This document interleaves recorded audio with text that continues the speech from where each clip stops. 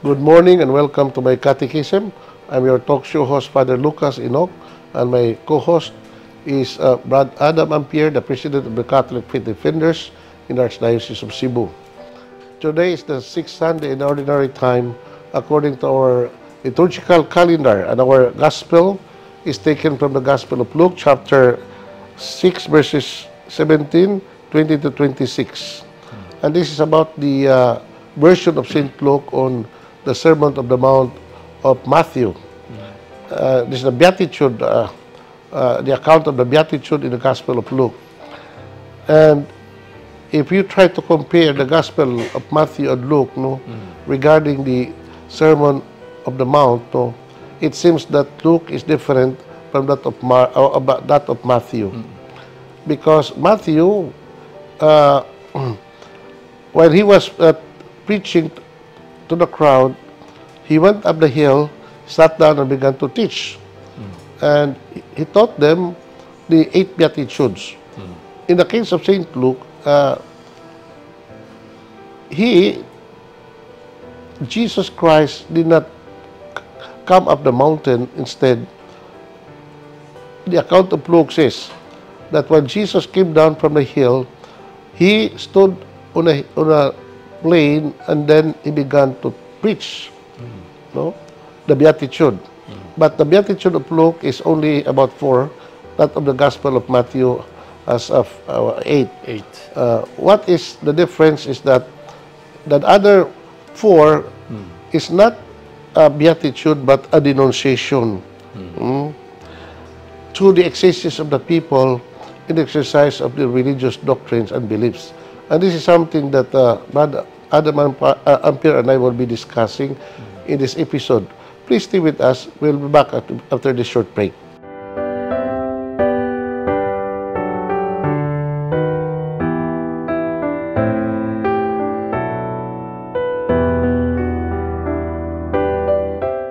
Thank you for staying with us. May buntag, Brad Adam. May buntag, Father. May buntag usab sa itong mga viewers hangtod karon. Nagpadayon paghapon pag ubanin nga itong programa via social media. Brad, hapit na usab ang panahon sa Kwaresma. So, in between the season of Lent and that of the season of Christmas is the ordinary time sa simbahan, mga almost 8 weeks. Nakaroon, Brad, in between mata dining duha ka season sa simbahan. So, we hope that ang atong katawhan would settle down sa ilang sa kinabuhi, would relax. But at the same time, they have to go on with their day-to-day living, with so much faith and love of the Lord. Kaya nga naman, wamatay mga dagkong event katong isaulo. Noon, Brad, na last Friday, atong katawhan, labi na itong mga batanon, we're busy celebrating Valentine's Day. So, mga na, Brad, pero agi naman to. So, we hope that that thing on Valentine's Day should be, ako ding personal nga krusada, Brad, nga di lang tanan nato ipadayon ba kay, although, matod pa nila, kadang para na sa mga magigugmaay, there's nothing wrong with that. Pero, Rewata, Brad, doon ay panultihon, nag-ingon nga, there's a lot of sins committed by man all in the name of love. So we have to be very careful about that. So I would like also to remind our people that the Valentine's Day is not a religious event. It's not a religious celebration. It's more of a secular in its nature. Nga naman, kay ang mga tao, labi ng mga batanon, palipay din ng mga adlaw kay kuno adlaw na sa paghigugmaay. There's nothing wrong with that.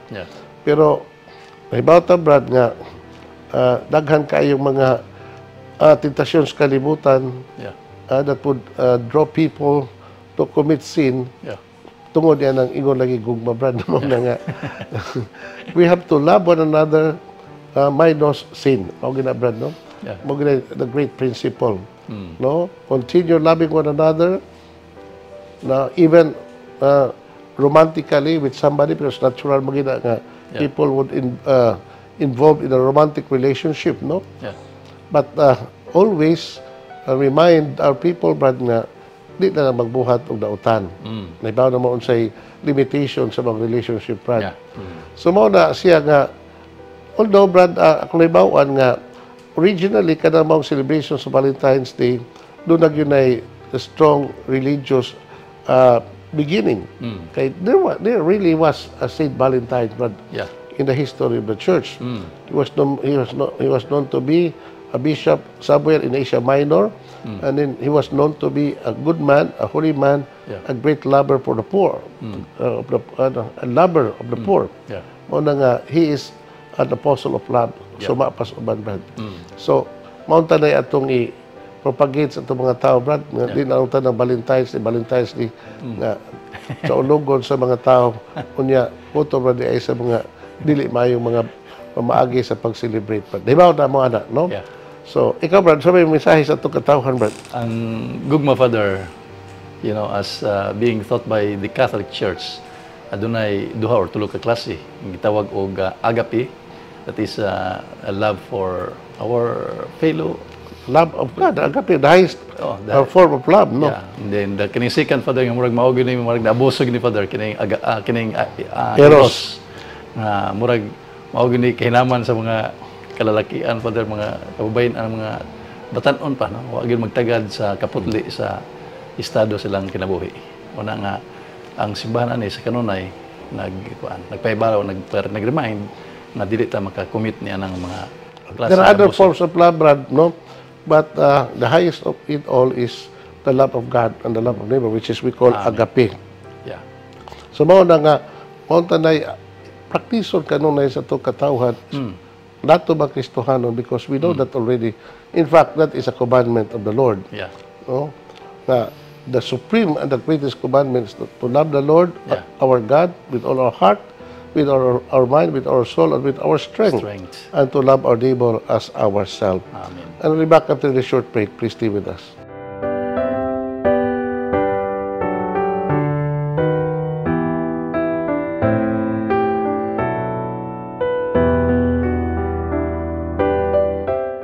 Thank you for staying with us. Brother Adam will now read our gospel today. The Lord be with you. And with your spirit. A reading from the Holy Gospel according to Luke. Glory to you, O Lord. Coming down the hill with them, Jesus stood in an open plain. Many of his disciples were there, and a large crowd of people who had come from all parts of Judea and Jerusalem, and from the coastal cities of Tyre and Sidon. Then, looking at his disciples, Jesus said, "Fortunate are you, poor, for the kingdom of God is yours. Fortunate are you who are hungry now, for you will be filled. Fortunate are you who weep now, for you will laugh.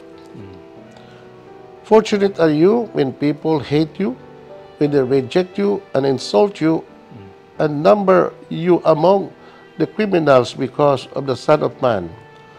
Rejoice in that day and live for joy, for a great reward is kept for you in heaven."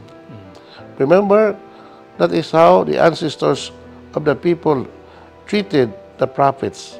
But alas for you who have wealth, for you have been comforted now. Alas for you who are full, for you will go hungry. Alas for you who laugh now, for you will mourn and weep.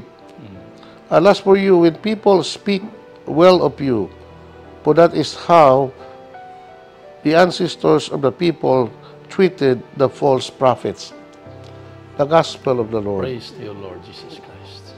Ano akong giingon, Brad, ato Ebanghelyo karon, no? Na nga itong Ginoo nag sermon sa mga tao in an open plain while standing. No? Unya, a large crowd of people from all Judea, from all Jerusalem, and from the surrounding cities of Tyre and Sidon were there. Lagyo ni mga lugar, Brad, no? No? Tyre and Sidon is beyond the Jewish territory na. Sa coastal towns and cities ng Mediterranean, north of Israel, Brad. Judea and Jerusalem, south po na sa Galilee. Jesus was preaching in Galilee. Kita ito, Brad, nga sa kalayo ni mga tawhana, gikanan, apan, nagita sa itong Ginoo, miduol sa itong Ginoo. Mao ning rason nga large group of people were gathered around Jesus in order to hear him speaking. Yeah. So mao na, Brad, ang introductory part sa itong Ebanghelyo, Brad. So, ang punto din ni Brad, mao ni nga, when Jesus was very active in his public ministry, so he was able to gather so much people, large crowd of people. Yeah. So, matawag na ito nga, crowd gatherer to itong Ginoo, Brad. What is in Jesus? Why so many people kept coming to him? Yeah. Because they knew that he had power to, to perform miracle. He had power to heal all kinds of sickness. Yeah. He had power to drive out demons, etc., etc., Brad. So, mao na nga, ang mga tao, nangita gustong Ginoo, na many of them, managlahi ang ilang goal or reason, nga nga sila nangita sa Ginoo, biduol kaniya. So, kadaghanan na masakiton, Brad. That's number one. Yeah. Nga man kay Jesus known to be a miracle worker. Yeah. No, he was known that he could heal all kinds of sickness. No, basta lang ang mga tao buduol ug butuo kaniya. Yeah. Doon sa mga tao, Brad, nga mangitas tong Ginoo because they wanted to be educated, they wanted to be evangelized because they believed that Jesus was a prophet. They believed that Jesus was a son of God, a son of David. So, even though their theological knowledge about Christ was not was imperfect, but no, upon still, no, these people kept coming to the Lord, and Jesus welcomed them all. Mao na nga, he ministered to these people according to their needs.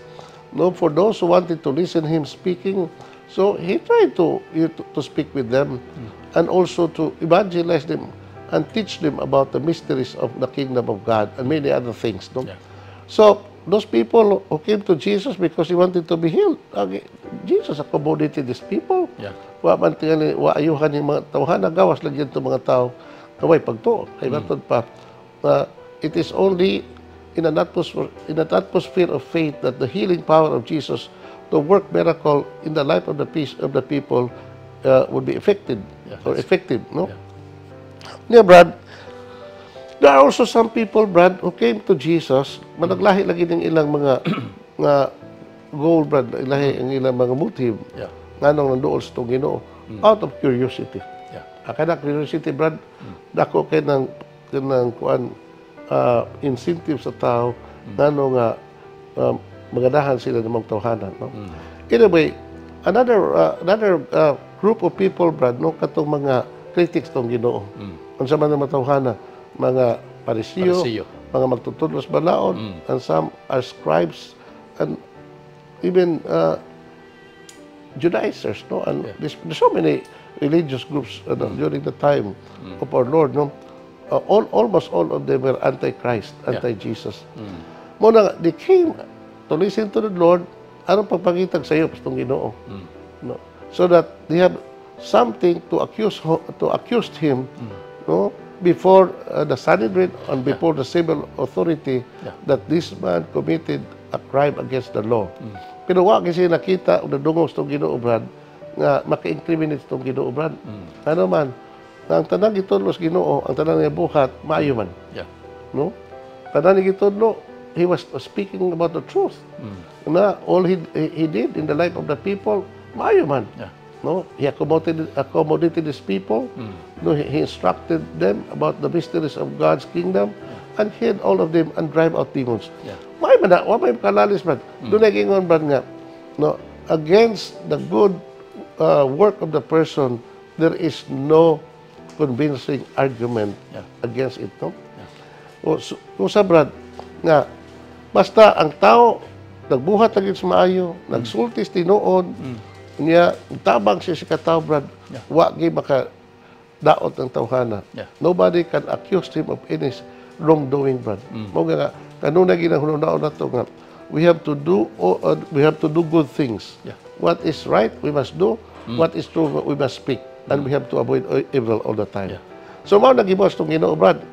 So ang mga Hudiyo, labi nitong mga magtutudlos balaod ng mga Parisiyo, Brad, no, nagita lagi sa bikil, nagita lagi sa itong Ginoo. Pero bisan pa sa ilang mga seemingly nakita nga sayos tong Ginoo pero they were not successful, brad. Kay in fact, when Jesus was handed before Pontius Pilate, so that Pilate would issue death penalties tong Ginoo, matod pang Pilate, matod pang Pontius Pilato, wala ako nakitang kasalanan ni tawhana. This man is innocent.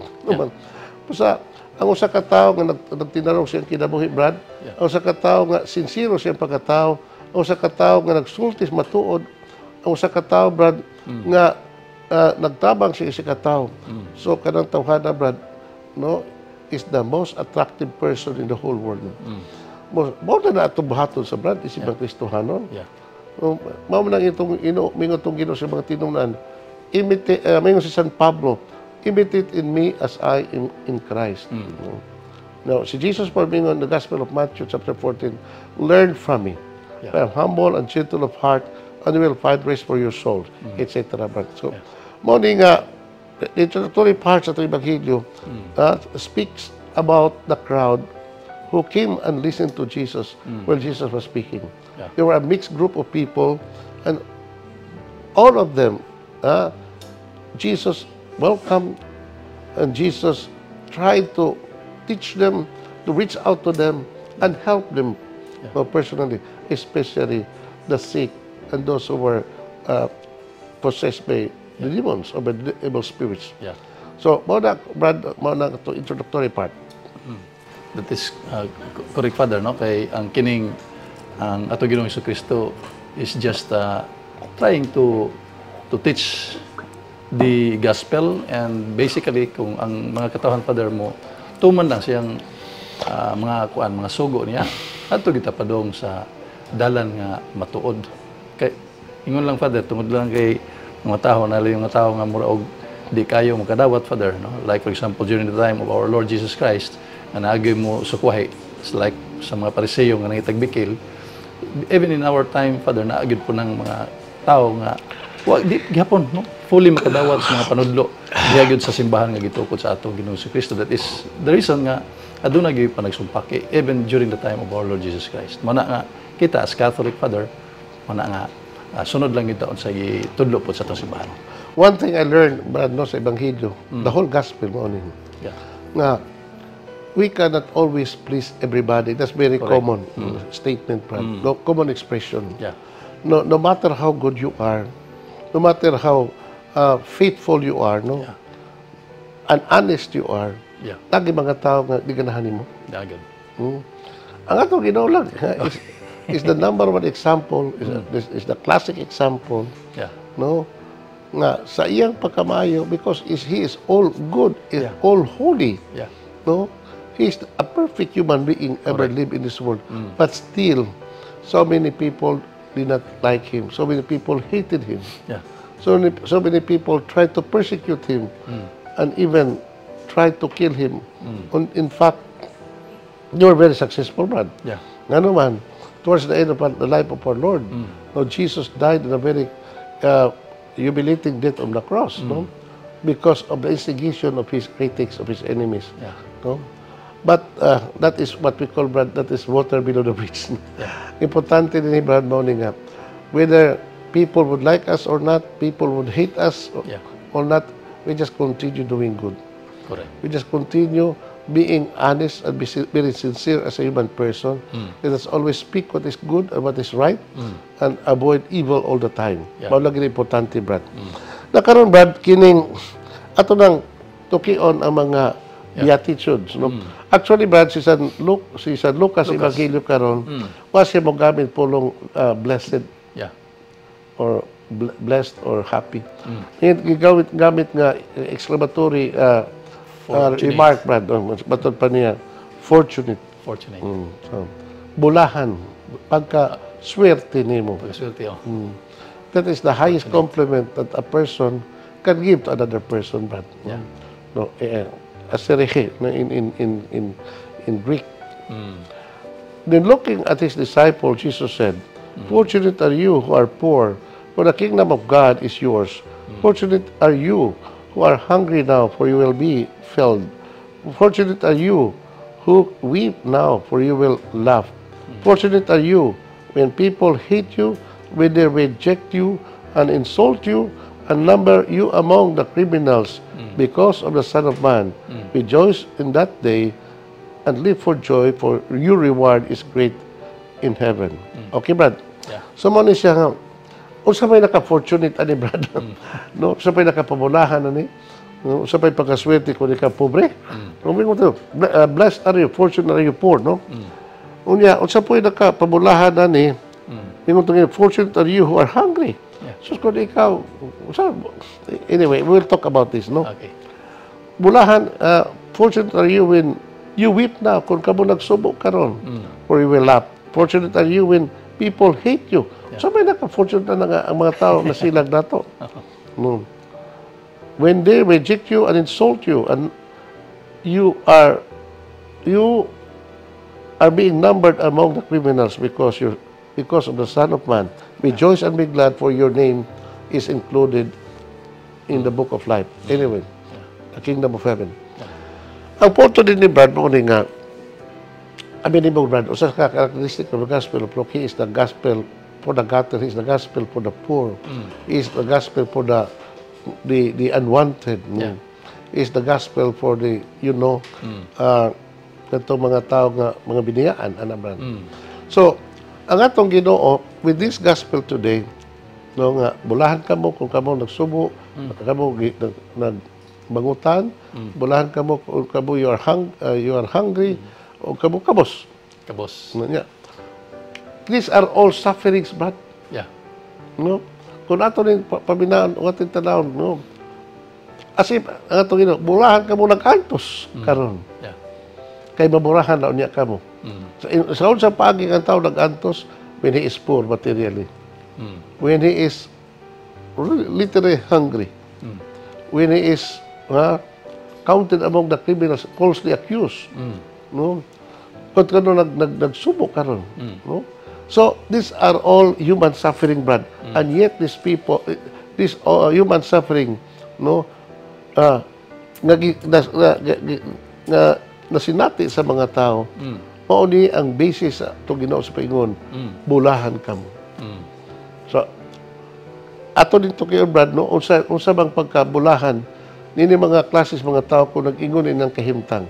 What is the meaning of Jesus when he said those things? Okay. Mao ni ito sulbaron, Brad. Uman ini nga pipila ka mga mubo nga panahon will break no in this program. Please stay with us.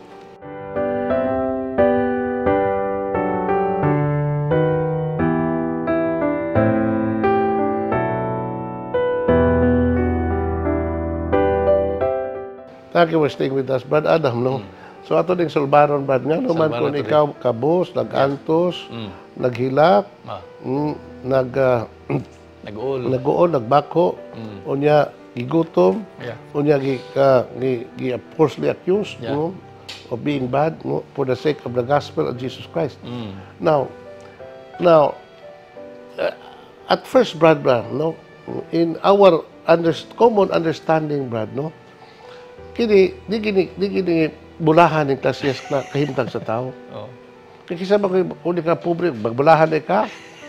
Kung ikaw nagsubo, bulahan ka na. Kung ikaw igutom, no? Diba? In the standard of the world, no?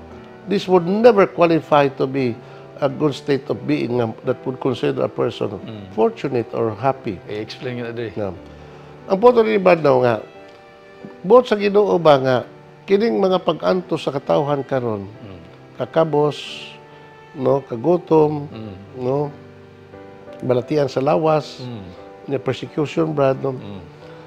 If they, these are human suffering, Brad. Yeah. If they unite all these sufferings with that of the sufferings of our Lord, then all these sufferings would have what you call a supernatural value. For example, Brad, no, I am poor. Yeah. No, I am sick. Yeah. I am hungry. I'm being persecuted. No. What would be my attitude toward these sufferings, Brad? Yeah. Saka ang atong attitude, Brad, no? Mo-react kita negatively, violently, no? Yeah. Mo-react kita ni as if batik yun ang atong reaction. But for a person, no, who has a good heart or a person who is holy, no, They would always welcome this kind of situation silang kinabuhi, Brad, because they knew that by suffering all this suffering, by enduring all this suffering, Brad, and unite this suffering with that of the suffering of Jesus Christ. Yeah. Kining ato mga pag-antos, Brad, doon na ni gitawag lagi sa kunang giingon og eternal reward. Mo ni mga treasure, Brad, nga in the external, Brad, dili makita ang bulawan nga giputos sa lapok. So kining mga butangan is like the lapok nga nagputos sa bulawan sa pagkabulahan sa katao. When the people who are suffering with all these kinds of misfortune, Brad, ilang gi-embrace kining mga suffering, Brad, and then with great humility and obedience to the will of God, and unite all these things to the Paschal mysteries, the Paschal suffering of our Lord, the mystery of His passion, death, and resurrection. This would have what we call, Brad, a supernatural value. Mao na, Brad. Ang ako lang, diba, nalang po kayo kay namang uban nga gikan to sa pagkakwartahan niya tungod silang kaugalingong binuhatan. Like for example, nalulong siya ng kining mga bisyo kanang kan ba di nay sa casino ba yung nana niya hurot dan siya og tawa na pobre na kayo ang mga pamilya kuha na unsa man di kung nakakabos ka, Brad, tungod sa imong kabuang, kung nakabos ka tungod sa imong bisyo, nakabos ka tungod sa imong katapulan, nakabos ka tungod sa daghan nimo mga binuang kinabuhi, birisir sa nimo. Kanang mga pag-antos what is supernatural value. Ang punto din mo nga ang atong mga human suffering would have a religious and spiritual value kung if we bear all these things patiently for the love of God and for the love of neighbor. So doon na ni kitawag og a spiritual benefit nga maangkon nato kung ato kining dawaton with great humility and obedience to whatever the will of God for us. Mga din sa simbahan nga we Catholics or Christians must embrace those mga trials and sufferings na dili to atong kaniyo. Aritas kini pong mga kalautan, Brad, or alas, Ingon to Ginoo din.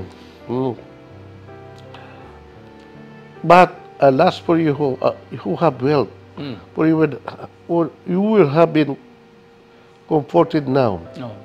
Alas for you who are full, for you will go hungry. Alas for you who laugh now, for you will mourn and weep. Alas for you when people speak well of you, for that is how the ancestors of the people treated the false prophet in the old. So, nga naman nga, alaon ka mo mga dato karon, ngay nakapahimos na mas kalibutan. Alaon ka mo gigutom karon kay gutomon sa kanang alaon ka mong busog karon. Busog karon kay gutomon lang unya kamo. Alaon ka mo kung kamo nagmaya. Kay pagsubo lang unya kamo. Alaon ka mo mga tao nga ginahig sa mga tao. Kay mao sa gibuhat sa mga mining propitas kanang testamento. You know, Brad, a lot of people today, speak good for these people, especially for the politicians, mga pagday ba, mga ulo-ulo bitaw, Brad, na kanang tao sa klasiyas pag sulti, Brad, nga you try to please these people and lavish these people with so much good things, with praises, etc., etc. So, mao na nga pag ulo-ulo, Brad, sip-sip, sip-sip, Brad. Sip-sip. So, kanang ayaw mo pagtuon niya na, mao ginabrad niya.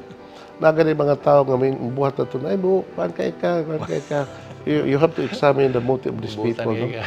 Kay maybe, a lot of people nga palapala di mo in order to win their sympathy nga makahatag ka ng special favor. Mao na nga, ayaw mo pag-una-una, ayaw mo pagpangita ng gitawagan ng human praises, human approval. What is important is the divine approval, brother. Alita sa mga nag-antos karon like katong mga kabo, katong mga dato, ngano mang alaot ka mga dato. Perceive, brad, ang pagkadato di ba na alaot, fortunate pa dato ka. Pero usay mo ti masabot sa Ginoo, alaot ka mga dato karon kay makabos lang unya ka mo. abi mo ni mo Brad. No, nga unsa may nakapalaot ni mga dato, no, according to the context sa ibalhin sa Lucas. Mao kanang matangas pa kadato Brad nga nagpahimo sa kalibutan at the expense of other people. Mao kanang mga dato Brad nga nadato sa tungod sa corruption, number one. No?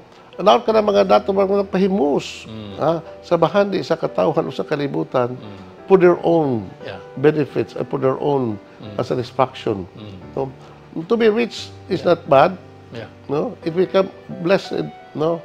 If you are a good man, not trying to use your material possession, no, not only for your own well-being, but also for the good of other people, sharing what you have. But ikaw, kung ikaw kabos, dato ka, Brad, na matod sa Ginoo, alaod ka. Kung mauna imong attitude sa imong pagkadato. Kung mapasigabuhon ka, kung madogdaogol ka sa imong sikataw, nga gigamit ang imong bahandi in order to oppress other people. So, dato ka, but alaod ka. Nga naman, sa laing kinabuhi, mag-antos ka tungod sa imong pagka abusado sa imong bahandi. Sunod, Brad, mo ni karon. But alas for you who are full.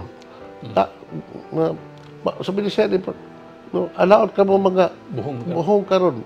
Alaot ka mo mga busog karon. So, malaot ay mabusog tamad. For you will be, alas for you, for you will go hungry. Na, unsa man ni matangas pagkabusog, Brad, nga makapaalaot ni Brad. Kalibutanon, Padre. Kanang busog ka, Brad, nga tungod sa imong pagkahakog sa imong kakatawa. Because usab sa imong pagka-glutton. Sa glutton, Brad? No? Sa imong pagka-selfish to the point nga gusto nimong tagbaw ng imong kagutom, kauhaw, o kini kagutom is not only kagutom sa food, but kagutom sa mga pleasures kalibutan. So, kung ikaw nagtagbaw ni mga pleasures kalibutan, di mao ra gini imong ipakita sa imong kinabuhi wala nay lain. So, ang mahitabo na nimo unya sa katapusan sa kalibutan, no, you will go hungry. No. Next, no? Alas for you who laugh now and you will mourn and weep. Okay. Alaot ka mo nga nagkatawa karon kay magsubo ra unya ka mo maghilak. Abi gino Brad ngom. Oni karon unsa may rason na ikaw magsadya, maglipay. Sagaras mga tao magsadya maglipay because they think they have all the things, they have the good things in life. Di man na sa'yo pusahay. Pero doon naman yung mga tao ba, too much na po na enjoyment to of the things of the world. Too much enjoyment na po sa ilang kaugalingon. No? Kanya, ang ilang enjoyment para na sa kaugalingon, kanya, walay pagtagad sa suffering sa uban. So, sila nakatawa. Pero daghang mga tao Brad nag-antos. Ngano nakatawa sila? Tungod because of the abundance of the things that they have. Na nilang power, wealth, no? Na nilang tanan. No? Apan, puto ba sila diha? So, in other words, they enjoy good life only for themselves. Na? But without, no? Wala sila pagpakabana. So, ubang mga tao na nag-antos, nga nagtubang sa daghang mga kasakit, no? Uguban pa mga bad things sa kinabuhi. No, naginoong okay na magsadya mo, maglipay mo. Pero yung kasadya o kalipay, ipaambit po lang ngantos na guol. Ipaambit po lang ngantos sa nagsubo, no? Kay kanang batanga sa kalipay ba is a selfish kind of happiness. I mean, you enjoy kind of selfishly. So, in other words, Brad, no? Pagpuyo lagi tagmayong kinabuhi, no? Nga para sa kaugalingon, para sa uban, aron mabulahan tang tanan. Okay. And this is something that we always have to practice in our daily life. No? Do what is good, share what you have, avoid evil, speak what is right, what is the right thing to, especially about the truth, avoid evil all the time, and share your blessings sa aban. Mao na ang message karon. Ang Ginoo manaka ninyo. Manawsab kani. May Almighty God bless you, the Father, the Son, the Holy Spirit. Amen. Amen. Salamat ug maayong adlaw. Praise the Lord.